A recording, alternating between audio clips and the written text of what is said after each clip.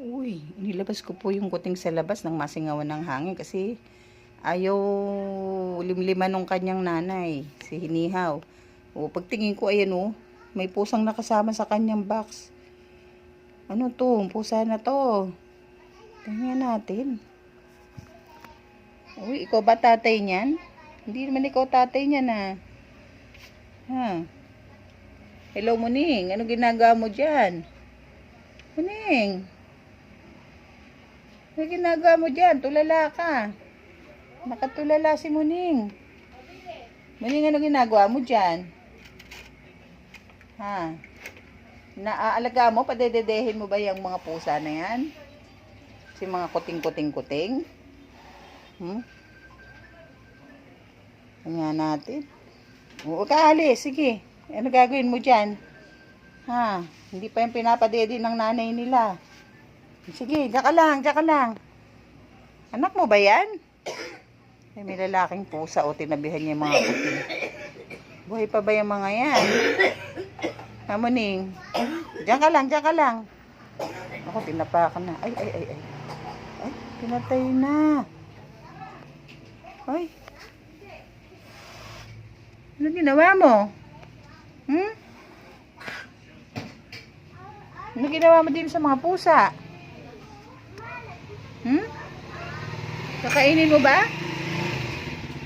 Siguro, siya yata yung nagnanakaw ng mga kuting ni Inihaw eh. Parang nangamatay na.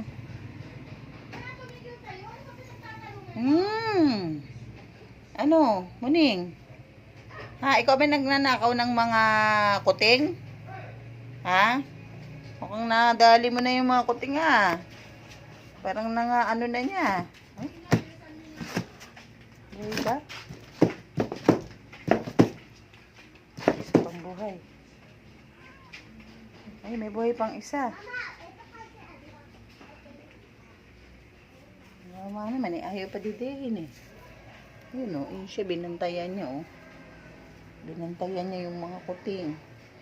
Wala tayong magagawa. Hindi naman dididi ng ano yan Ha, Muning. Lalaki yung pusa na yun. Hindi naman babae yun Bakit mo binantayan yung mga kuting? Ayaw umalis Siguro yung isa sa nang kumukuha sa numanakaw ng mga anak ng kuting. Yan siya. Pinuntahan pa sa kahon. Tingnan natin.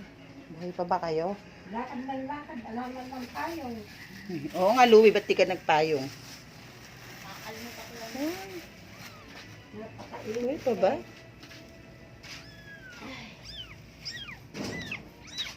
Ako yung pusa ni mama. Oo. Ay, may isa pang buhay. Pinatay na niya. Ayaw niya. Hindi, yun. Yung lalaking yun. Pinuntahan niya din Pinatay na niya yung tatlo Ubos. Ayun, yung isa na lang ang buhay. Loko ka. Kaya pala humihiyaw Ayun naman patidehin nung nung nanay. Bawa naman.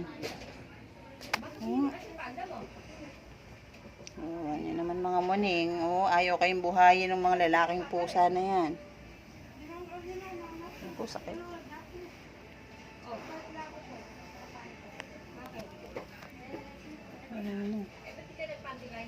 Ang dilim-dilim. Ang dilim-dilim. Iiwanan ko. Ano na. Ikaw binabantayan mo pa talaga isa Uy, Muning.